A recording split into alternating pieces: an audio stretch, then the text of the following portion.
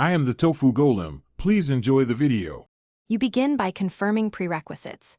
Check your Windows 10 build and whether the PC is 32-bit or 64-bit, because drivers must match. Open Device Manager now and locate Bluetooth or unknown devices. If you see a yellow icon, that's the target. Once identified, note the adapter or laptop model and vendor. This directs where to get the correct driver. While you do that, make sure Windows Update is enabled so optional drivers can appear, and plug in any external Bluetooth dongle before continuing. Next, try automatic methods, then move to manual installation. In Device Manager, right-click the Bluetooth device, choose Update Driver, try Search automatically first. If that fails, select Browse My Computer and point to the driver folder.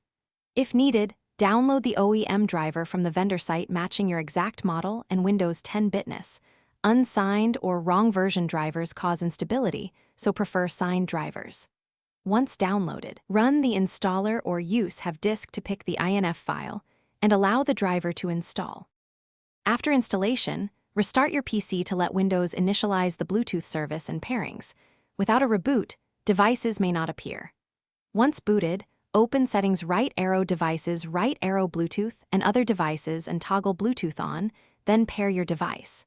If pairing fails or functionality is unstable, roll back the driver in Device Manager or uninstall and reinstall the correct driver.